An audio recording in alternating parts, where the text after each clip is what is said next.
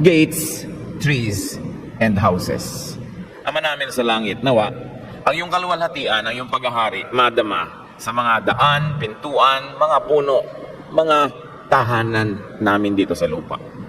Turuan mo kami, Panginoon, ang mga matataas mong katuruan ay makababa sa pang-araw-araw naming buhay. Patawarin niyo po kami sa mga kasalanan namin at ngayon humihingi kami, Panginoon, ng paglilinis, karunungan na maunawa ang higit pang lalim ng iyong salita. Teach us, lead us, liberate us, empower us. Give us your glory, give us your peace and your rest. We ask you, Father, all this in the name of your Son, Jesus our Lord, our Savior, our friend. Gates, trees, and houses. Matthew 7:13-14, the Lord Jesus speaking. Enter through the narrow gate, for wide is the gate and broad is the road that leads to destruction, and many enter through it. But small is the gate and narrow the road that leads to life, and only a few find it. Napakagasgas na ng lesson na ito. Lagi na lang na napaulit-ulit at alam ng napakarami yung nakasanayan na nilang kaalaman na nakukuha nila dito. The wide gate and the broad road lead to destruction. Big words. The word gate, road, and especially destruction. The Lord was saying that it is easy to travel the way of destruction. It is easy to enter the door that leads to destruction, which traditionally we interpret as hell, eternal destruction, but can also be read not only as hell to come, but hell in this life. Laging may mga dobling meaning, at least ang mga bagay-bagay. At sa ating lagi ng pagbabasa nito, ating iniisip yung destruction na ito is eternal suffering in hell, which is still a very, very, very good reading. Pero basahin natin ito sa pang-araw-araw namang kahulugan, which is another form of reading. Destruction in this daily life. The way to destruction in this daily life is common. It is popular and easy. Those who enter it are many. We are not discounting the traditional reading, but just adding another layer to its appreciation. The narrow gate leads to life. Another big word. Ang ating laging interpretation dyan, heaven, eternal life that is to come. But it can also be read, even according to the style of Jesus, as life on earth that is meaningful, peaceful, fruitful, which needs more focus in our religious discourse. Kadalasan ang sobra na lang nating laging napagtutuunan ng pansin, yung heaven to come, yung hell to come, hindi natin napapansin that there's heaven on earth and hell on earth na dapat din kasama sa ating pag-aaral. This narrow way is unpopular, the way that leads to life. It is uncommon. It is not easy to take. That's why many people miss it. Those who find it are few. Konti lang daw ang nagdadaan doon sa mahirap na daan, sa makipot na pinto. Konti lang ang nakakakita nito. Anong sinasabi dito? By your destination, you will know a bad gate from a good one. Paano nyo malalaman kung ang dinaanan yung daan at pinto ay hindi maganda? Kung saan kayo napunta, kung saan kayo napasuot, kung saan kayo dinala ng daan at ng pinto, doon nyo palang malalaman kung maganda o masamang daan ito. Kasi merong magaganda yung daan, ang pinuntahan mo pala kapahamakan. So habang nagbabiyahe ka, hindi mo alam kung talagang maganda ba yung mukhang maganda. Meron namang daan na mukhang pangit, mahirap daanan, masikip, makubako. Hindi mo alam kung talagang pangit na daan yon hanggang hindi mo natitiyak kung saan ka napapunta dahil sa pagsunod mo sa daan na yon. So sa buhay, it's really the destination that counts. The travel itself won't clearly show if the road is the right one. It is where it leads to. It is where it takes the traveler that matters. Siyempre, hindi naman highway at mga daan at pinto ang talagang pinag-uusapan dito na tinutukoy ng Panginoon. This is of course a religious discourse. Ang aral ay hindi lang sa mga physical na kalsada at mga tarangkahan o pintuan. Ito isang araling relihiyoso. The way, the method, the style of one's religion won't clearly reveal its correctness. It is the result, the fruit, the effect on the traveler that will reveal it. Hindi mo naman malalaman kung tama yung relihiyon mo o mali sa pamamaraan lang na nakikita ng iyong mata, sa mga nakikita mong mga kasuotan, mga musika, sa mga nakikita mong mga ritual. Malalaman mo kung tama ang iyong religious sensibilities, kung ano ang nagiging bunga nito sa iyong pagkatao. So, hindi yung daan, yung pupuntahan. Saan ka dinadala ng iyong mga paniniwalang relihiyoso? Anong uri ng tao ang isinisilang dahil sa iyong mga pinaniniwalaan at sinusundan? Anong uri ng pag-iisip, ng emosyon, ng buhay na pang-araw-araw ang tinatamasa mo, na i-enjoy o pinagdurusahan dahil sa iyong religious convictions? Yun ang magsasabi sa iyo kung yan ang tamang paraan para sa iyo. Where and what your religion brings you will tell you if it is right for you. So what does your religious belief and practice do to you? Merong mga tao madaling kasundo nung hindi pa nagba-Bible study, cheerful, madali at magaan ang pagkatao. Nung naging relihiyoso, naging peste sa lahat ng mga tao sa paligid. Naging judgmental, naging self-righteous, naging separatist, naging critical of everybody, naging siya na lang ang tama, lahat mali. Saan siya dinala ng kanyang relihiyon? Saan siya dinala ng kanyang religious convictions? Dinala siya sa destruction. Dinala siya sa hell on earth, where people don't even like her anymore. Tapos tuwang-tuwa pa siya dahil siya ay nare-reject in the name of the Lord. Remember, sabi mo, ay nire-reject ako ng mga sinners na yan, nire-reject ako ng mga masasama na yan kasi godly ako. Remember, all the sinners and this masasama were around Jesus all the time. Hindi nila nire-reject si Jesus. Ang nag-reject kay Jesus, yung mga relihiyoso. Kaya dapat nating pinag-iisip yan, pinagdiriwang mo na, so, ay pine-persecute ako kasi godly ako. Ang nag-persecute kay Jesus, hindi yung worldly, yung religious. What happens to you? What do you do because of your religious consciousness? Matthew 7:15-20. Watch out for false prophets. So nakita natin na ang topic talaga ng Panginoon, relihiyon. Kasi biglang mga propeta na, kanina lang kalsa-kalsada, daan-daan, pinto-pinto. Ngayon, nasaging malinaw. Sabi niya, watch out for false prophets. They come to you in sheep's clothing, but inwardly, they are ferocious wolves. Ang mga bulaan daw ng mga mangangaral ay akala mo mga tupa ang itsura, pero nagpapanggap lang sila. Sa loob ng costume nila na tupa, mga delikadong mga wolves. Nangangain sila ng tupa. Kaya nagtutupa-tupahan para mapagtiwalaan, para masira nila, makagat nila, makain nila yung mga tunay na tupa. Verse 16, by their fruit, you will recognize them. Do people gather grapes from thorn bushes or figs from thistles? Likewise, every good tree bears good fruit, but a bad tree bears bad fruit. A good tree cannot bear bad fruit, and a bad tree cannot bear good fruit. Every tree that does not bear good fruit is cut down and thrown into the fire.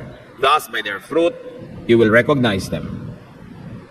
Sinasabi ng Panginoon, gusto niyo bang malaman kung sino ang mga mabubuting guro at kung sino ang fake na guro?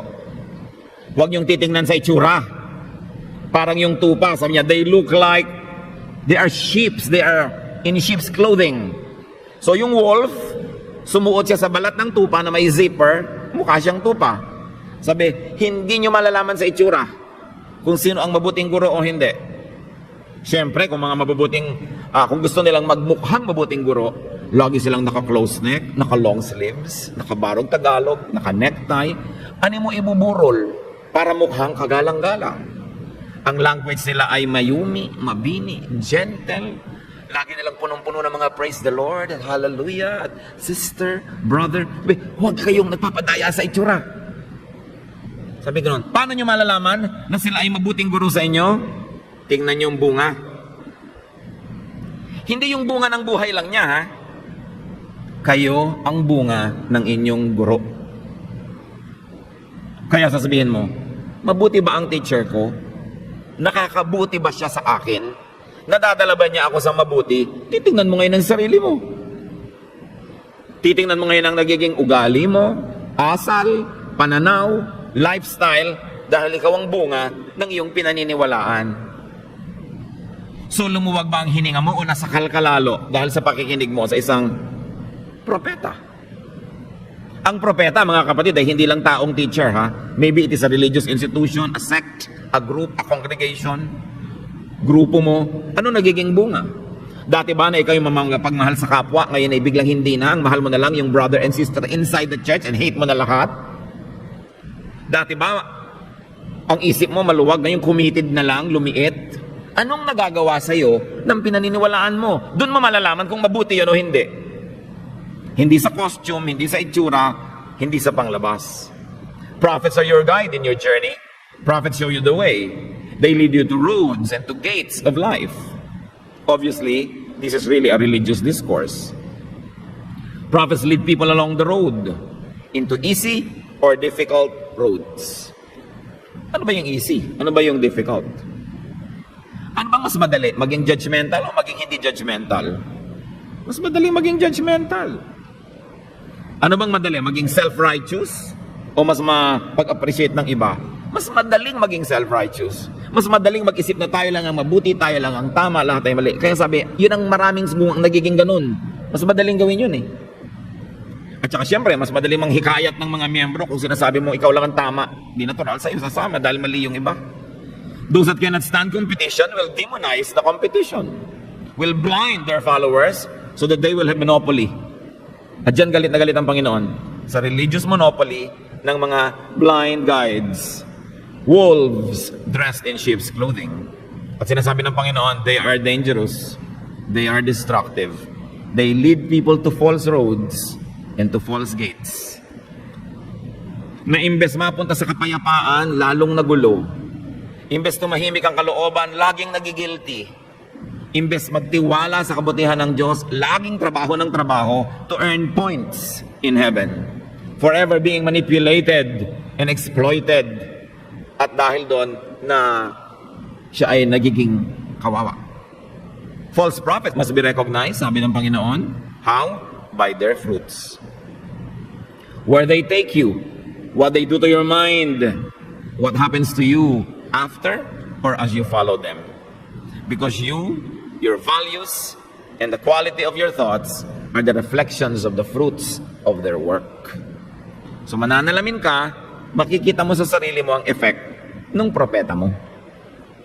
False prophets are like bad trees that bear bad fruit. What are these bad fruits? Ang Panginoon, ang laging kinoconsider niya na bad religious fruits, self-righteousness and judgmentalism, self-promotion, religious pride. This is the easy road. But the followers of these prophets do not have a good life. They get damaged. They get devoured and deceived. They get destroyed by the wolf in disguise. Meanwhile, true prophets are like good trees that bear good fruit. Alam niyo yung good fruit? The fruit of the Spirit. Na sinasabi sa Galatians 5:22-23. Peace, love, joy, self-control. Lahat yan. The followers of good prophets enjoy peace, humility, and harmony with fellow men. Good prophets don't send you to religious wars. Don't turn you into religious soldiers. Good prophets turn you into nurses and doctors and caregivers, lovers of fellow human beings, lovers of the environment, lovers of all of God's creation. Kuminsan, I get very uncomfortable with the major imageries that tradition has made about the church. That the church is always at war. That you are a prayer warrior. That you are always at war, at war. So, the Lord is Lord of peace. That the way to conquer is not really to conquer by force, but by love. So pag ang laging imagery mo, you're at war, nagiging warlike ka talaga. Yung mga imagery na binuo ng relihiyon, you know naman, ang tradisyon ng relihiyon, talagang they turn the believers into warriors. You've heard of the Inquisition, na halos naubos lahat ng lalaki sa Europa para girahin yung mga Muslim. Napakalalim na mga sugat ng mga awayan na yan, ng mga relihiyoso. Naubos ang kalalakihan, ipinapadala sa Promised Land or sa Holy Land para agawin muli yun sa mga Muslim doon. Nung naubos na yung mga lalaki sa Europe, mga bata, 9, 10, 11 years old, ipinadala rin ang simbahan yan sa mga gera at nangaubos doon. Warriors. More than warriors, we are healers. Yan ang mga inayos ng Panginoon ng mga imagery tungkol sa mga anak ng Diyos. Sabi niya, if they slap you on the right cheek, turn the left also. Hinihingi sa iyo yung balabal mo, ibigay mo na rin pati sando mo. Hindi yun warlike. That is a very peaceful way. Kaya sabi ni Lord, pag sumusunod ka sa mga propetang mga falsipikado, magiging warlike ka. Magiging mahirap makasundo. Ang sungit-sungit mo, ang higpit-higpit mo, hindi ka mabait kahit sa kapatiran. Mabait ka lang habang sa tingin mo banal sila. Pero pag sa tingin mo hindi na, lalapain mo sila, tatanggalin mo. No kindness, nothing. Kasi nasabi, ito ang bunga. It brings you to destruction. Lagi kasi tayo nakafocus sa eternal destruction, yung hell. Well, it is good to focus on that. We forget the other side of hell, which is here, on the other side of eternity. So there are many religious groups, many religious activities that don't bring you to heaven on earth. They bring you to hell on earth. Wala nang ginawa kundi pagiltihin ka. Wala nang ginawa kundi lahat na lang. Isuko mo, ibigay mo, para ka na lamang spare part ng machinery. By their fruits you will recognize bad from good trees, roads, prophets, and religious styles. At sabi ng Panginoon, bad trees are cut down and thrown into the fire. Once more, we always think of the eternal fire. Good, think about that. But think also of the fire on this life, which can mean simple lifelessness, suffering, kawalan ng kabuluhan, kaguluhan ng buhay dito. Unacceptable believers become the fruits of false prophets. And what do? They call on and prophesy in the name of the Lord. They drive out demons in the name of the Lord. They perform miracles in the name of the Lord. But the Lord says, I never knew you. Depart from me. Isipin nyo yon, na yung mga tagasunod ng mga false prophet, nagpapalayas daw ng masasamang espiritu, naglilingkod, nagtuturo sa pangalan ng Panginoon, and they will call on the name of the Lord. And the Lord will say, I never knew you. They look all right. They do religious work. But it is only their outward activities that make them seem godly. But like the wolf in disguise, these students of the false teacher are also false learners. They are servants in disguise. They are not for real. Mostly unknown to them as well. Ang lungkot naman nun, lingkod ka ng lingkod, turo ka ng turo, serve ka ng serve, donate ka ng donate, tapos pagtawag mo sa Panginoon, sasabihin, I never knew you. Huwag kang lumapit sa akin. How do you translate that to daily reality? O sige, ganun din. Lingkod ka ng lingkod, turo ka ng turo. Tamang haba ng buhok mo, tamang haba ng damit, tamang sara ng mga huwelyo mo, di ba? Tamang haba ng manggas, kontroladong buhay, tinanggihan mo na ang lahat ng sarap, ligaya sa buhay. Tapos pagtatawag ka sa Panginoon, di ka dinidinig. Ano ibig sabihin? Wala ka ring peace. Sa pang-ibabaw lang, pero pag umuwi ka na, alam mo sa kalooban mo, hindi ka naman talaga tahimik, hindi ka talaga payapa, hindi ka talaga kontento, hindi ka talaga masaya. In other words, hindi naman talaga nadidinig yung dasal mo. Hindi ka naman talaga secure. Yung mga iba nga, kaya nagiging sobrang relihiyoso, it is only to compensate for their inner sense of nothingness. That the religiosity and religious service is not an expression of their love that overflows. Pangkontra lang nila sa kawalang laman ng puso nila. Ito yung hindi totoo. Sinasabi ni Lord, hindi ko kayo papakinggan. Hindi naman ibig sabihin, nagdadasal ka sa Diyos, ayaw kang pakinggan. Ibig sabihin, walang-wala ka sa lugar. Hindi mo matatanggap yung inaasam mo dahil wala ka sa lugar.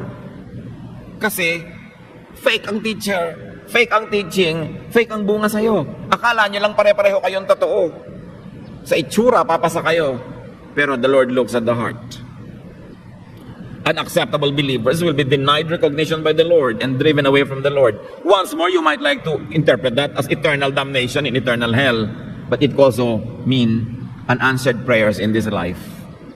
Unfulfilled desires or wants. Mga kabiguan, kakulangan, kaguluhan sa kabila ng iyong pagiging relihiyoso. Kaya sasabihin mo, ay teka, fake pala yung puno. Kasi fake ang bunga.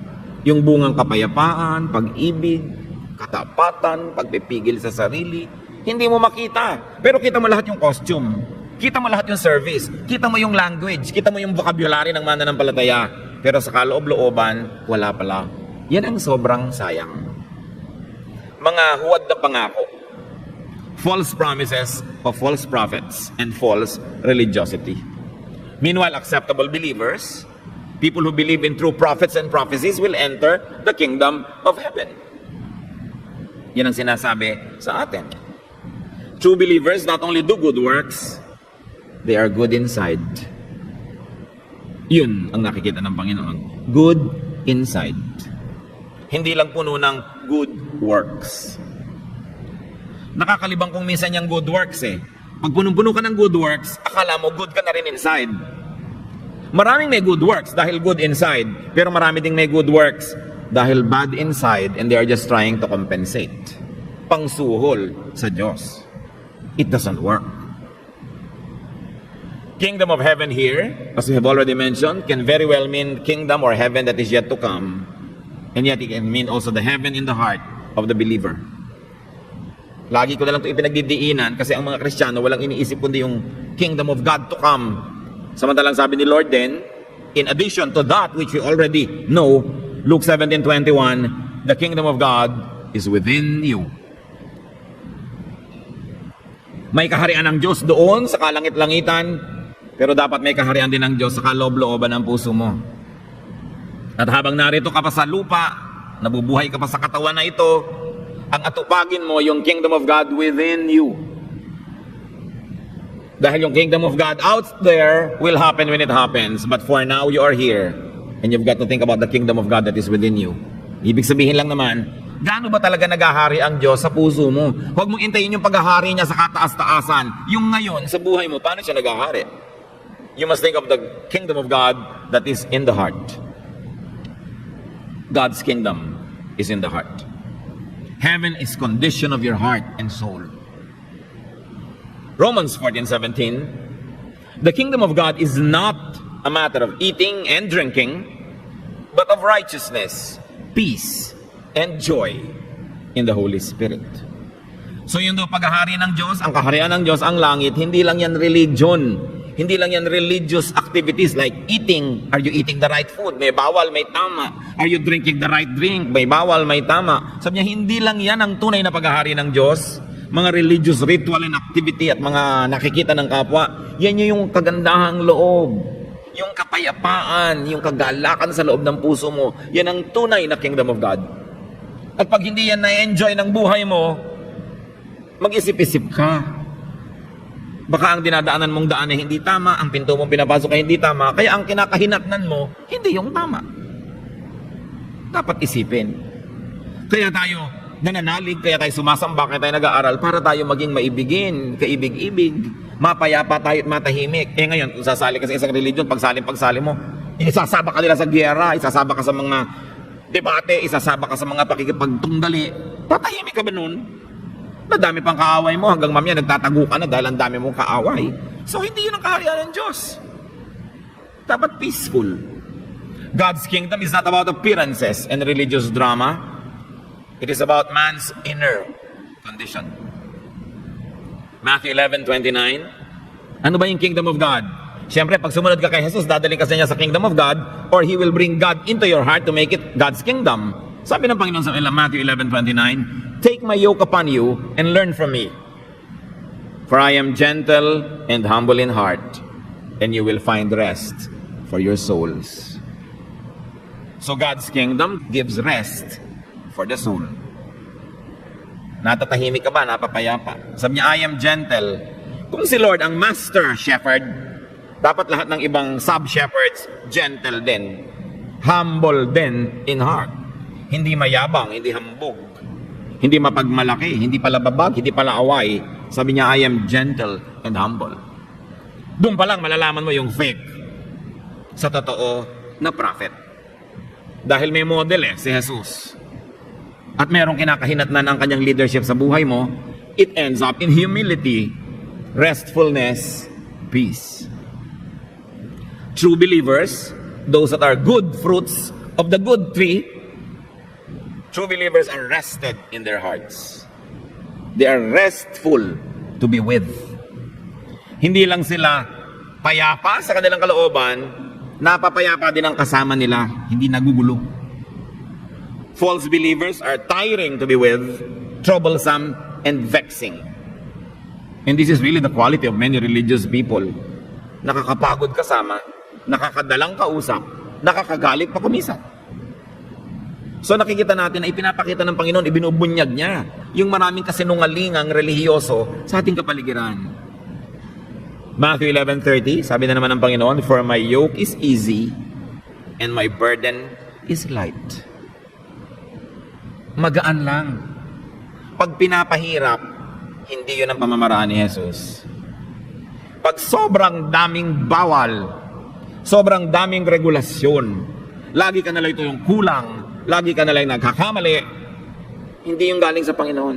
Sabi niya, my yoke is easy. Madali lang. My burden is light. God's kingdom is easy and light. Magaan, madaling kasama ang true believer. Hindi naiilang sa kanya yung mga ibaang relihiyon. Hindi naiilang sa kanya yung mga kinoconsider na sinful. Even Jesus was called a friend of sinners. Hindi siya nakikialam sa reunion, family reunion, may gustong uminom, ay ipagbabawal niya dahil siya'y born again. Di wag ka uminom kung ayaw mo. Anong pakialam mo sa gustong uminom?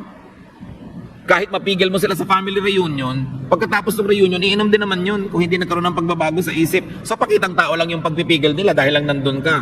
Yun yung fake. Hindi nanggaling sa puso, napilitan lang.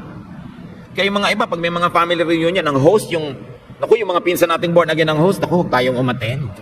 Di ba? Kasi i-impose na mga yan ng relihiyon nila sa atin. Magiging evangelistic rally, no, ang ating family reunion. Magiging Lord's Supper ang ating kainan. Lahat na lang ng bawal sa relihiyon nila, i-impose nila sa atin. Hindi ganun si Jesus. That's why Jesus was invited in all dinners.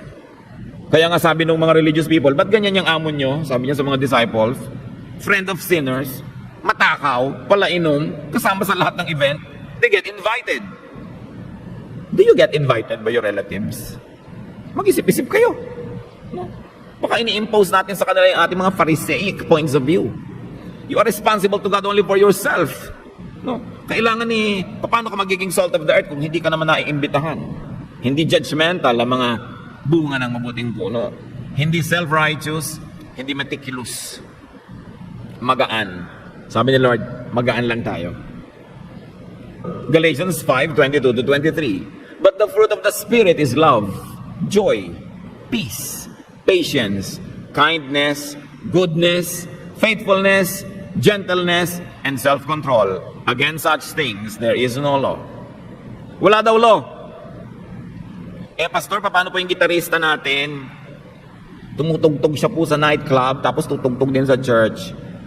Ano nangyayari sa'yo? Are you loving? Are you patient? Are you kind? Are you good? Ba't ayaw mo siyang payagan mag-serve? Tapos ikaw naman, nagtatrabaho sa pabrika ng sigarilyo, serve ka ng serve. Diba? So, hindi ka na rin pwede. Paano yung mga nagtatrabaho sa mga bangko na sumisigil ng mga interes? Hindi na rin siya pwede. Di wala nang pwede. Kaya nga tayo naglilingkod para mapalapit tayo na mapalapit sa Diyos. Hindi dahil malapit ka na talaga. Kung minsan dahil ka nga naglilingkod, kaya ka napapalapit, tatanggalin mo pa dahil hindi na naman siya pwede. Many of us are very unkind and impatient to fellow believers who are short of our expectations. Pero sabi, the fruit of the Spirit is this: kindness, goodness. Are you kind to people who fall? Yun ang makikita mo. Ang daming mga mananampalataya, lalo istriktong biblical Christian, unkind to those who fall. Unkind. Ang bait-bait sa first time guest, pero yung mga workers na nagkakamali, ang lupit. Kakadala tuloy mag-serve, dahil ang lupit no? Bali wala na kahit 15 years ka na nag-serve, tapos nagkamali ka, sipain ka agad. Kaya kuminsan pa, sabi diba, alam niyo mga born again Christians, walang kwentang kaibigan, kasi may kondisyon ng pakikipagkaibigan nila, pag lang banal ka. Ganun ba si Jesus? Hindi, walang kondisyon. So ang layo natin, ibig sabihin, sino sinusunod? Yung false prophet. Remember, the false prophet is not always a person. Sometimes it is a religious thought. Sometimes it is a religious group. Sometimes it is yourself. Kasi kung isa, tinuturuan ka sa pulpit na maging kind, pero ang interpretation mo, unkind pa rin. Ayaw ka ng ganyang stand. Ang liberal, ang luwag-luwag. Ako, strict. So ikaw na yung prophet mo. Sarili mo na yung sinusunod mo. Kaya titingnan mo sarili mo, peaceful ba ako? Hindi. Paano ka magiging peaceful kung lagi mo minaman-manan ng lahat ng pagkakasala ng bawat isa? Kaya mga iba, Pastor, meron pa akong sasabihin sa inyo, magpapa-counsel po ako. Kaya ako allergic sa mga nagpapa-counsel, madami. Pagkaupo ka na, ang gagawin, isusumbong niya, isisiwalat lahat ng kasalanan ng kapwa. So, teka, dapat sa TV ka magpunta, sa talk show. No, hindi dito. I'm not interested. Hindi kita ginagawang pulis. Paano ka magiging tahimik kung pulis ka ng pulis? Kahit mga asawa, pulis kayo ng pulis, di ba? Hindi kayo matatahimik. Sakay kayo ng sakay ng mga taxi, sunod kayo ng sunod sa mga asawa niyo kung saan sinusutan. Bumabayad kayo ng kung sino-sino para magmanman. Pagka nasa banyo siya, binabasa niyo yung telephone niya. Magulo, di ba? Dahil nagpupulis ka pa. Kaya dapat naman, kung kayo may mga partner, hindi na kayo dapat bantayan. Bantayan yung mga sarili nyo dahil hindi siya matatahimik. Huwag mong pakialaman na kasalanan na yung kapwa, yung buntot mo ang hilahin mo. Haharap ka sa Diyos mag-isa, hindi mo papanagutan yun. Ngayon, kung gusto mong magbigay ng magandang halimbawa, pag-ibig, pagtuturo, do it. But don't be a judge. Wala pang judge. Puro salvation pa ngayon, wala pang judgment. Ba't ka mauuna? Napakalaga yun kasi ang dami-dami talagang tinatawag nating false prophets. Ang itinuturo sa tao yung lagi mong sinusukat ng kapwa, binabantayan, kinikriticize. Hindi ka matatahimik, hindi rin sila matatahimik. How can you have the fruit of the Spirit? Fruit of God, the fruit of the Spirit reigns in a true believer's heart. Doon mo malalaman, saan ako dinala ng aking propeta? Sa pagiging judgmental o sa pagiging loving? Doon mo malalaman kung good road, kung good door, kung good tree ang iyong nasalihan. A true believer also causes others to enjoy these fruits. Hindi lang sa kanya, yun din ang inihahawan niya sa iba. 1 Corinthians 3:3, you are still worldly. For since there is jealousy and quarreling among you, are you not worldly? Are you not acting like mere men? Sinong pinapagalitan dito ni Paul? Mga mananampalataya. Sabi ang totoo, kahit hindi kayo umiinom ng alak, kahit hindi pa kayo kumakain ng baboy o dinugan, kahit hindi pa kayo nagpupunta sa mga party o disco, sa away-awayan nyo na lang sa loob ng church, ang worldly nyo. Akala nyo ba yung worldliness, yun lang nasa disco, yun lang nasa kung saan-saan? Subukan yung umaten ng mga board meeting ng mga churches. Kundi puro bangayan ang madidinig nyo. Kaya tayo walang board para tahimik. Awayan, contest, pagalingan, etc. Kaya nakakadala kumisan. Alam niyo ng mga 70s and 80s, sobrang sumabog, pumutok yung evangelical Christianity. Halos lahat nagba-Bible study, umati ng mga evangelistic rally.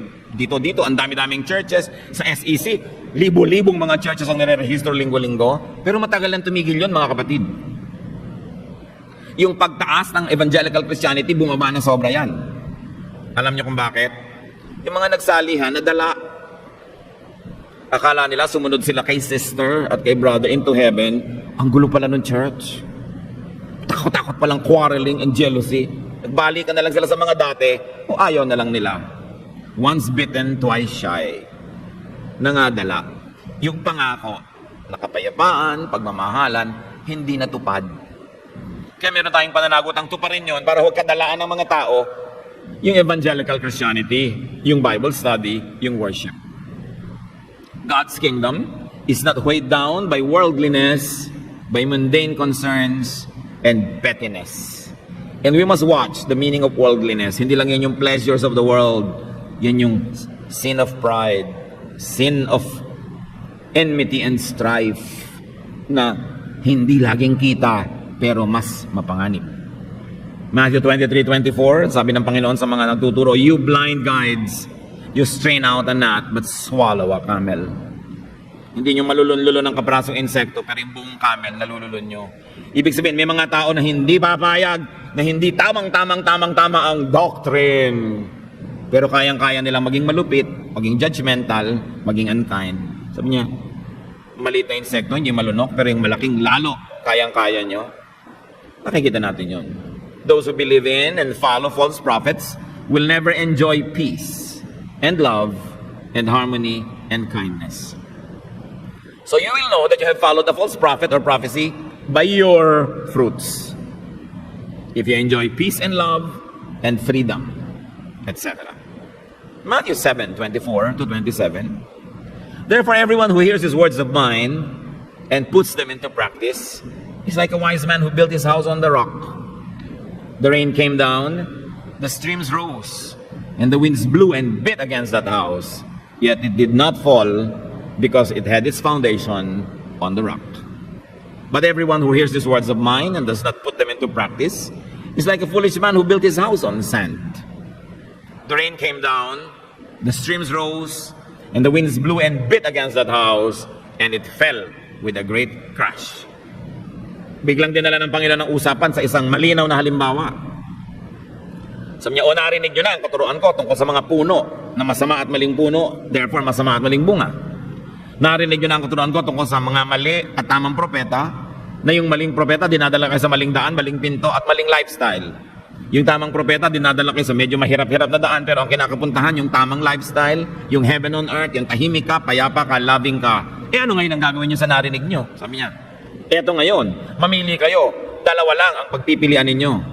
Yung isang taong gumawa, nagtayo ng bahay sa bato, at yung taong nagtayo ng bahay sa buhangin. Siyempre yung bahay, ano yon? Yung kingdom of God on earth, yung spirituality mo. Sabi, pag ang yung spirituality, ang yung kalooban, itinayo mo lang sa buhangin, doon sa mga fake na katuruan, mahina. Pag dumating ang mga pagsubok ng buhay, ang mga hangin, ang mga bagyo, ang mga ulan, giba ka agad. Pero pag nagtayo ka doon sa bato, ibig sabihin niya, yung tamang turo, yung talagang kingdom of God, lagi kang matibay, matatag ka kahit ano ang mangyari. So ang tanong, where do you build? Kita niyo yung mga iba? Sobrang spirituality, pero ang daling ma-offend. Marupok. Ang daling panghinaan ng loob. Ang daling magalit. Ang daling mag-judge. Marupok. Sabi, saan kayo nagtatayo? The foolish builder built his house, his life, his spirituality on sand. And it falls. The journey failed. The door led to a wrong destination. Kaya dapat nating unawain. The false believer, the bad tree, the bad fruit, will never enjoy the kingdom of God in their hearts. The false believer calls on God, does religious acts, but will not be recognized, will not enter peace, will not enter a harmonious, quiet, personal life. Kung ang reading na ina-apply natin is heaven on earth, pwede rin i-apply yan sa heaven beyond. So the wise builder built on rock. His house withstood the elements and the tests. The wise traveler who entered the narrow gate found life. He followed the true prophet who produced a good tree that produced good fruits. The true believer is welcomed by God into the kingdom of heaven, into a peaceful, loving, quiet life.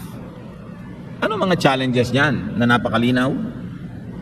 That finding the good road, entering the good gate, bearing good fruits, calling on the Lord, approaching God correctly, building on rock, and withstanding test greatly depends on following true prophets. What are the evidences of a prophet's truthfulness? The sheep find and walk the way, enter the door that leads to heaven. Again, the true test is in the eating. Ano ang lasa mo? Ano ang nangyari sa'yo sa kasusunod mo sa isang uri ng pananalig o sa isang uri ng pananampalataya? They enjoy a good life of peace and godliness and freedom if they are following the true prophet. They bear good fruits. They call on God correctly, not just by outward service, but by inward spirituality. They build their houses on good foundation. They withstand tests. So test the road by its destination, the tree by its fruit, the foundation by its strength.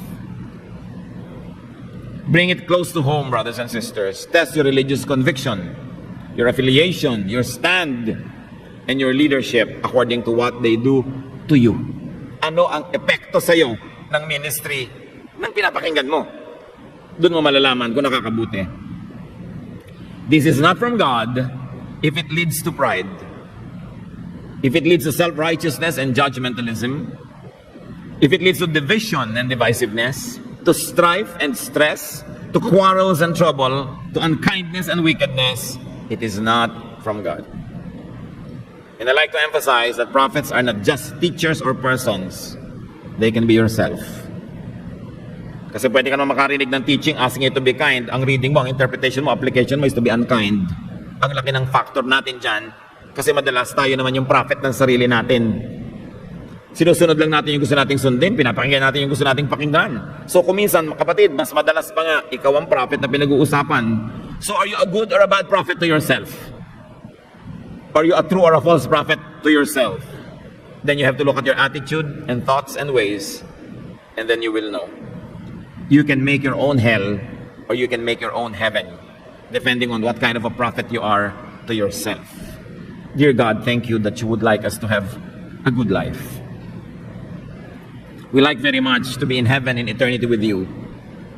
But in this world, in this life, on this earth, we also like to have your heaven in our hearts. Teach us, Lord, to recognize good prophets. Teach us to be good prophets to ourselves. Teach us, O Lord, to make heaven, not hell, in our hearts. Teach us, Lord, to enthrone you, not Satan, in our hearts.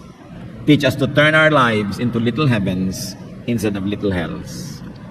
At ituro mo sa amin, Panginoon, kung ano ang papel ng aming religious conviction, religious membership, religious color sa paglikha ng puso namin na nais niyong tirhan. Magbulay-bulay tayo, mga kapatid. Pakinggan pa ang tinig ng Diyos kung paano magiging lalong makapangyarihan at totoo sa atin yung kingdom of God that should be in our hearts. Let us identify our religious thoughts and habits, our religious styles that make hell for other people and make hell for us. Lord, teach us so we can fully enjoy your love and your kindness. Give us your heaven in eternity and give us your heaven on earth. Let's be silent and listen to the voice of God.